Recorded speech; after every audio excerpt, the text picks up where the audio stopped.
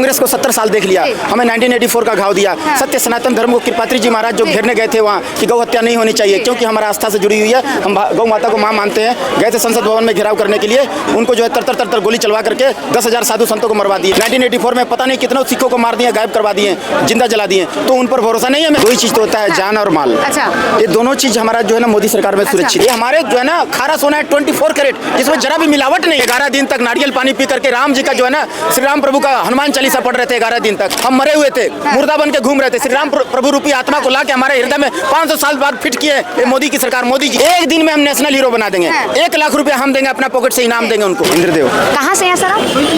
हम तो उड़ीसा से। अच्छा सर, 2024 में किसे देखेंगे प्रधानमंत्री पद पे? नरेंद्र मोदी साहब। मोदी जी को ही क्यों? मोदी साहब ऐसा काम कर दिए, दो ही चीज तो होता है, जान और माल। अच्छा, ये दोनों चीज हमारा जो है ना मोदी सरकार में सुरक्षित है। बाकी हमें किसी पर भरोसा नहीं है। कांग्रेस को 70 साल देख लिया, हमें 1984 का घाव दिया। सत्य सनातन धर्म को कृपात्री जी महाराज जो घेरने गए थे वहाँ कि गौ हत्या नहीं होनी चाहिए, क्योंकि हमारा आस्था से जुड़ी हुई है, हम गौ माता को माँ मानते हैं। गए थे संसद भवन में घेराव करने के लिए, उनको जो है तर गोली चलवा करके 10,000 साधु संतों को मरवा दिए। 1984 में पता नहीं कितनों सिखों को मार दिए, गायब करवा दिए, जिंदा जला दिए। तो उन पर भरोसा नहीं है मेरे को, सिर्फ और सिर्फ मोदी सरकार पर भरोसा है। जान और माल इनकी सरकार में सुरक्षित है। मोदी जी पर ही इतना भरोसा ही क्यों है? क्योंकि वो ऐसा काम करते हैं ना, देशभक्त है, जमीन से जुड़े हुए हैं, कोई विदेश से नहीं आए हैं। हाँ, जमीन से जुड़े हुए हैं। ये हमारे जो है ना खारा सोना है 24 कैरेट, जिसमें जरा भी मिलावट नहीं। अच्छा, हाँ जी, करप्शन नहीं करते हैं मोदी जी। अरे विपक्ष कह रहा है कि खुद करप्टेड है और दूसरों को करप्ट किसके लिए करेंगे? उनका बाल बच्चा है, क्या खाएंगे बेचारा? जमीन में सोने वाले 11 दिन तक नारियल पानी पी करके राम जी का जो है ना श्री राम प्रभु का हनुमान चालीसा पढ़ रहे थे। 11 दिन तक श्री राम प्रभु जो है ना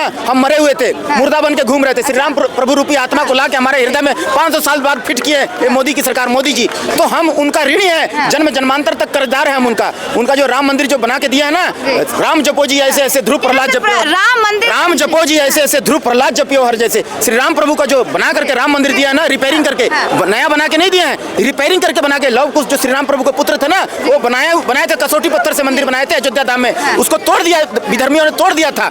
और जो है ना उसको जो है रिपेयरिंग करके, रिनोवेटेड कर करके, रफू करके, मरम्मत करके मोदी की सरकार दिया है। तो हम उनका कर्जदार हैं जी। बीजेपी सिर्फ एक एजेंडा बना रखी है, धर्म की राजनीति करा रही है, राम मंदिर का एजेंडा है, इस एजेंडे के थ्रू वोट लेगी। राम मंदिर कहाँ और कोई मुद्दे नहीं उठा रही है, जैसे शिक्षा के हो गए।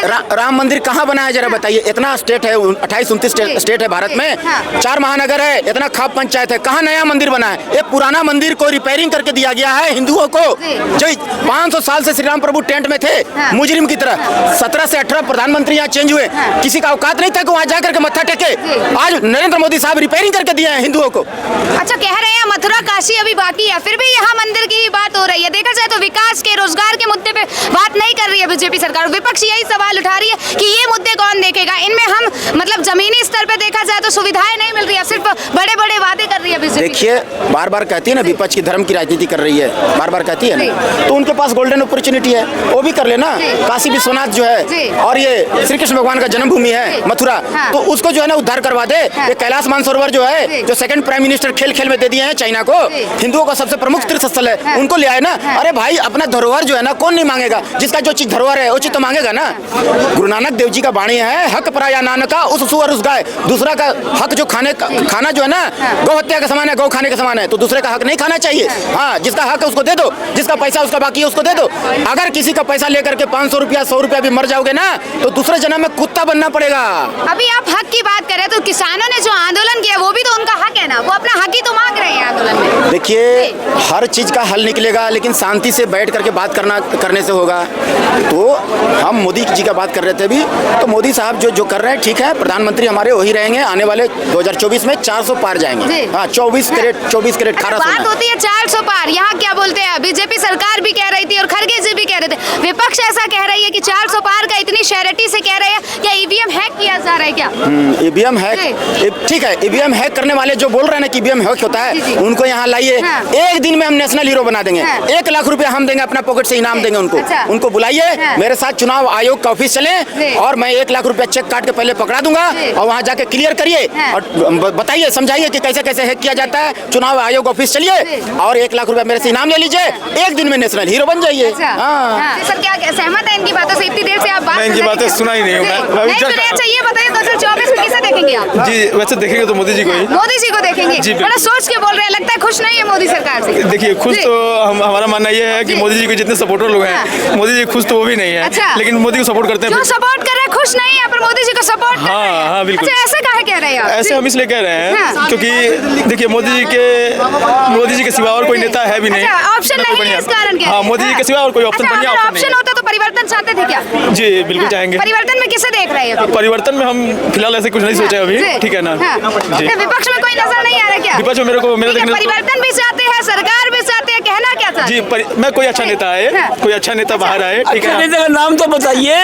अरे नाम आएगा तब तो नाम आएगा साहब। नाम ही नहीं है क्या? जब सामने आएगा तब तो। हाँ। हमें मोदी जी के डिफेंस में तो कोई नहीं दिखता है। अच्छा जी अच्छा, मोदी जी के अलावा कोई नजर नहीं आता। जी, जी, नहीं। अच्छा, किन कामों से नाराज है जो परिवर्तन चाहते हैं? जी मैं अब इतना मैं प्रिपेयर होकर नहीं आया हूँ आपकी तरह। ठीक है ना कि आप अपने मन से बोलिए, प्रिपेयर होने ठीक है ना। की क्या आप किसी और पे भी जरूरत ट्राई है? कीजिए प्लीज। नहीं मैं प्रिपेयर होने की बात नहीं करी, और ना ही मेरा ये सवाल है कि आप जिससे घबराए। तो मैं ये बस ये पूछना चाह रही किस कामों से आप ना खुश है बीजेपी? जी। कौन सा ऐसा काम है जो आपको लगा कि बीजेपी सरकार ने नहीं किया? मैं कोई ऐसा नहीं कुछ ऐसा नहीं कहना चाहूंगा। ठीक है ना। आप किसी और से ट्राई ये कीजिए कोई बात नहीं सर, किन्हें देखेंगे 2024 में? यहाँ से कह रहे हैं बीजेपी के राज में खुश कोई भी नहीं है, पर आएगी बीजेपी। आप इधर कैमरा घुमा के देखिए, हाँ। युवा सारा युवा वर्ग मोदी मोदी कर रहा अच्छा। है। 24 खाली है। हैं? खाली है। खाली है। जब दो पहलवान लड़ते है हैं तो तो सामने कोई पहलवान तो चाहिए। हाँ ये बात सही है। सामने कोई पहलवान नहीं है। पहलवान नहीं दिख रहे आप हैं। पूछते रहते हो हर चैनल में, मेरे से भी कई बार पूछा है जी। 24 में कौन 24। हाँ। अरे मेरा जंगल में एक ही शेर होता है, हाँ। वो मेरा बब्बर शेर मोदी है। क्यों पड़े हो चक्कर में, कोई नहीं है टक्कर में। साडा मोदी बल्ले बल्ले, बाकी सारे थल्ले आप थल्ले। कह रहे हैं कोई टक्कर में नहीं है, राहुल गांधी जी कह रहे हैं हाँ। क्या हुआ? किसका नाम ले दिया? किसका नाम ले दिया? आप रोने लगे। कहाँ राजा भोग, कहाँ गंगू तेली? राहुल गांधी जी को गंगू तेली की बात कर रहे गंगू हैं। तेली का मतलब वो वाला गंगू तेली नहीं। अच्छा, राजनीति में हाँ। मेरे बेटे ये जितने भी हैं अपोजिशन वाले, ये स्टूडेंट है स्टूडेंट। मोदी जी प्रिंसिपल हैं प्रिंसिपल। मोदी जी सारे वर्ल्ड में मोदी मोदी हो रहा है। मैंने 18 नवंबर और 22 नवंबर को आपके चैनल और 2-3 चैनलों पे बोला था कि मोदी जी जैसा वर्ल्ड में कोई लीडर नहीं है। 5 और 6 दिसंबर को अमेरिका के ग्लोबल वर्ल्ड सर्वे कंपनी ने मोदी जी को 76 अंक देके 1 नंबर का प्रधानमंत्री विपक्ष के बताया। समर्थक जितने हैं कह रहे बीजेपी सरकार हिंदुत्व कर रही है, एक कम्युनिटी के बारे में सोच रही है सिर्फ। जी बीजेपी सरकार बेटे सबके बारे में सोच रही है, सबके बारे में सोच रही है। कहाँ मुसलमानों और सिखों के साथ भेद हो रहा है? सबको एक ही नजर से देखा जा रहा है। आप ये बात मत कहा करो कि हिंदू को देख रही है। जब मकान मिलते हैं, सिलेंडर मिलते हैं, शौचालय मिलते हैं, सड़कें बनती हैं, सबके लिए बन रही हैं। खाली हिंदू चल सकता है? जी कुछ कहना चाह रहे थे क्या? भारत में हिंदू हिंदू नहीं करेंगे तो पाकिस्तान अफगानिस्तान में हिंदू हिंदू अच्छा, करेंगे। हाँ। भारत में जय श्री राम का नारा नहीं लगाएंगे तो पाकिस्तान हिंदुस्तान में लगाएंगे। और अगर बीजेपी सरकार हिंदू हिंदू कर रही है तो एक बात बताइए, घर मिला क्या वो मुसलमानों को नहीं मिला? क्या हमारे सिख भाई को नहीं मिला? सड़क बन रही है उस पर सिख भाई नहीं चल देखा रहा? जाए तो मुस्लिम कम्युनिटी ही कह रही है कि हमारे साथ भेदभाव हो रहा है। देखिए एक बात बता रहा हूँ, जिसको रोने का आदत हो जाए ना हाँ। वो जिंदगी भर रोएगा। उसके लिए चाहे आप जान निकाल के दे दो ना, वो फिर भी रोता ही रहेगा। उनको मतलब ब्रेन वॉश कर दिया गया है कि बीजेपी तुम्हारे खिलाफ है। तो बीजेपी उनके लिए कितना भी कुछ कर दे, उनके दिमाग में जब घुस चुका है बीजेपी हमारे खिलाफ है तो उनके खिलाफ ही रहेगी। ब्रेन वॉश कर कौन रहा है? विपक्ष विपक्ष कर रहा है। हाँ, विपक्ष कर रहा है। आप मानते हैं क्या विपक्ष ब्रेन वॉश कर रहा है जनता का? देखो विपक्ष की सियासत लोगों को समझ में नहीं आती, हाँ। न उनके पास चेहरा है, न दर्पण है, न रणनीति है, न लीडर है। हाँ। देखो एक ही नारा एक ही नाम बोलता है सिर्फ मोदी का ही काम। अच्छा लोकसभा चुनाव में 2 ही मुद्दे हैं, हाँ। उन पे वोट डाला जाएगा, मोदी का काम और राम का नाम। हाँ। तीसरा कोई मुद्दा है नहीं। 2 मुद्दे बताएंगे जरा खुल के, क्या कहना चाह रहे हैं? मोदी का काम और राम का नाम 2 ही मैंने मुद्दे। काम ही तो नहीं किया, बस 2 मुद्दों में एक मुद्दा बहुत चल बोल रहा है कि हाँ राम मंदिर बनवा दिया, और यहाँ जनता यूथ भी कह रही है जो राम को लाए थे हम उनको लाएंगे। उसको एक टेलर बता देता हूँ आपके माध्यम से। लोकसभा 24 का राजनीति का रंग और रूप बदलने जा रहा है, रंग भगवा और रूप भाजपा का। नीतीश कुमार समझ गए और संभल गए तो आ गए। कमलनाथ का कमल कांग्रेस में नहीं खुला, बीजेपी का निशान है कमल, तो उनका कमल वहाँ बीजेपी में खिलने वाला है शॉर्टली। तो कमलनाथ भी समझ गए, मध्य प्रदेश के अच्छे सियासतदान रहे हैं। तो आने वाले टाइम में तो देखना, जैसे टाइम टू टाइम जातियां प्रजातियां लुप्त होती जाती है, विपक्षी लुप्त होते जाएंगे। बीजेपी काम कर रही है तो किसानों का जो आंदोलन है वो क्यों नहीं रुक रहा, उन्हें क्यों संतुष्टि नहीं मिल रही? किसान क्या सिर्फ पंजाब हरियाणा ही है और उत्तर प्रदेश के कुछ इलाके ऐसे ही है क्या? गुजरात, महाराष्ट्र, मध्य प्रदेश, कर्नाटका, उड़ीसा, छत्तीसगढ़ में किसान नहीं है क्या? ये तो प्रोजेक्टेड किसान है। कोई someone is funding to them to work against central government, तो गलत है ना।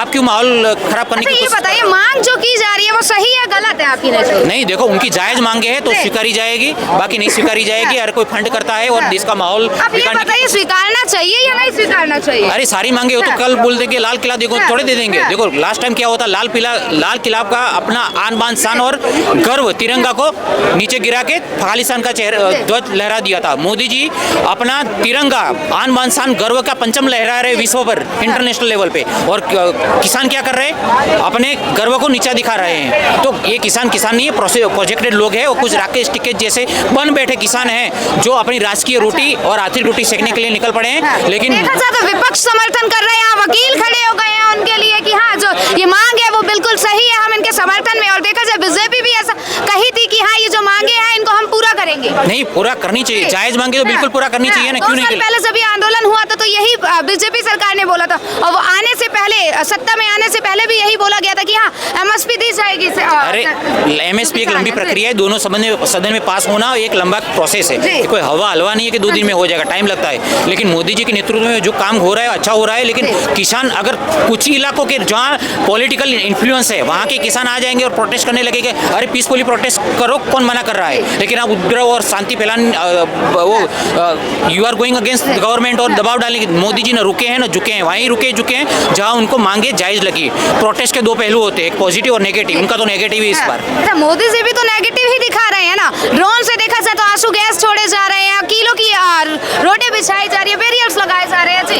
अब उनको अगर नहीं किया जाए तो दिल्ली कुछ कर जाएंगे। और जब 2020 में अगर वो आए थे तो देश का झंडा उतार लिया था, पुलिस को दौरा के मारा था। अगर बैरिकेडिंग करने के बाद भी वो इतना मतलब फसाद कर दे रहे हैं, अगर नहीं किया तो तांडव मचा देंगे। यहाँ पे देखिए, आई रेस्पेक्ट फार्मर, मैं किसानों का रेस्पेक्ट करता हूँ तहे दिल से, मेरे दादाजी भी किसान है।